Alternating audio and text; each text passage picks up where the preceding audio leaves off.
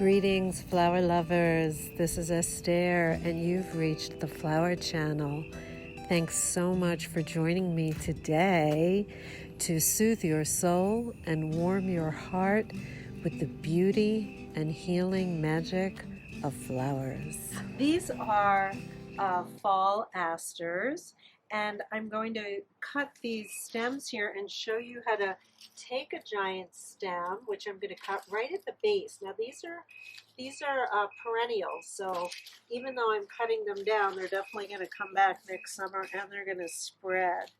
Okay, this is connected to some grapevine that I didn't even know I had in my yard, which I'm going to be making something out of a little later.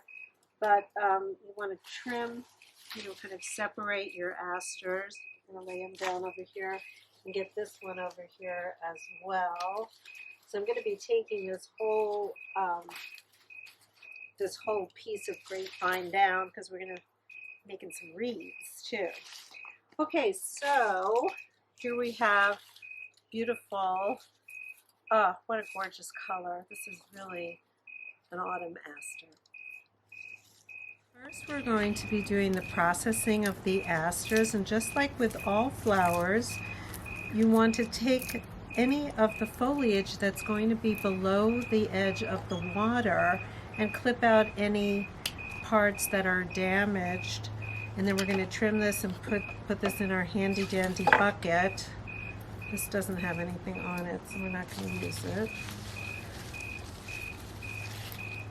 Take your beautiful, there's some vines that are growing around this. Just strip it just like that and then trim it.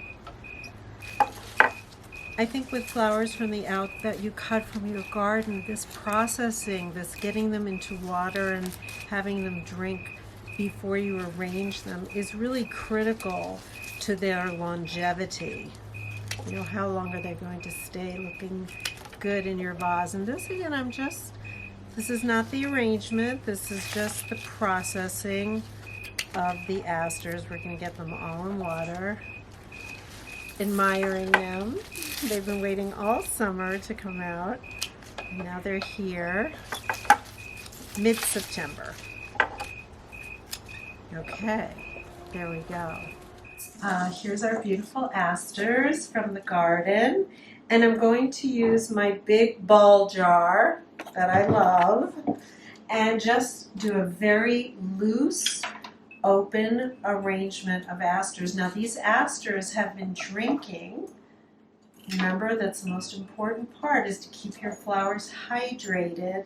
And every time you move them from one container to another, give them a fresh cut, and that helps them drink up the water. So this is just a super open, gardeny feel of asters. You see Arthur's coming to help. Hey, Arthur! And you're just randomly placing them. This is a really big piece. So what we're going to do with this piece is trim out these side little branches because we're going to use these in another arrangement. Hey, Arthur. How's it going? Hey! Arthur likes to participate. So maybe we have, what's left is this part, which is big and beautiful. We're going to stick that right kind of in the middle here.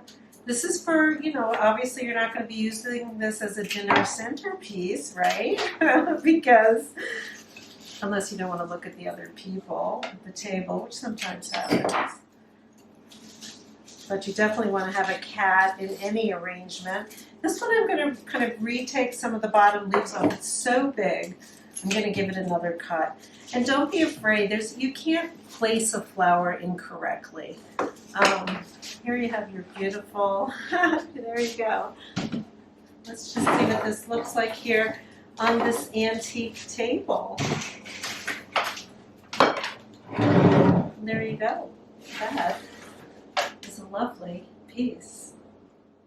And that just took a few minutes, and it really is capturing the outside and complete with a cat. Old milk vase, which also is great for these kind of wild flowery looks. So maybe I'm just going to take a few of these. There's still plenty in the big vase. And just place these. Remember, again, we're going to give a snip every time. Put them back in water, a little snip. And just put them all in like here. Oh, well, that's lovely. Just like that. With a cat. Thanks for joining me on the Flower Channel. Bring beauty, love, magic into your life with flowers.